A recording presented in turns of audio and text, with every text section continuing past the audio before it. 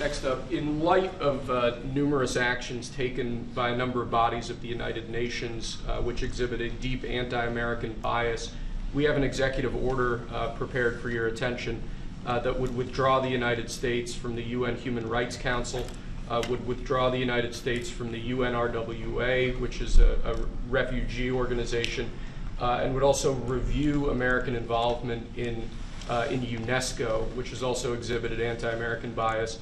More generally, the executive order calls for a review of American involvement and funding in the UN in light of the wild disparities in levels of funding among different countries that, as you've expressed previously, is deeply unfair to the United States.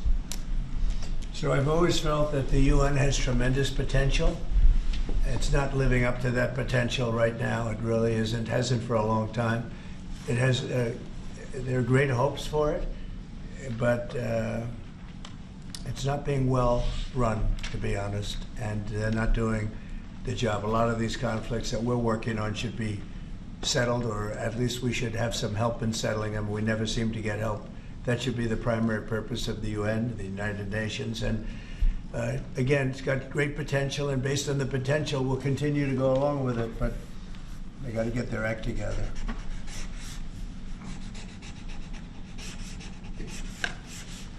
What would they need to do, sir, to get their act together? Well, you got to be fair to countries that deserve fairness.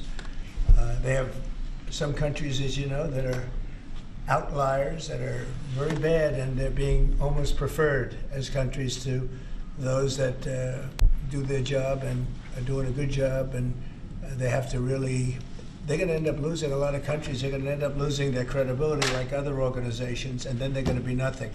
The potential of the United Nations, and not everybody agrees with me on this, the potential of the United Nations is fantastic if properly run. So we'll see what happens. How much money are you willing to take away from them? Well, we're taking away a little bit, but we're not looking to take away money. This is so important that we're really, as you know, the United Nations is largely funded by us. But, and it shouldn't be, it should be funded by everybody, but we're disproportionate, as we always seem to be.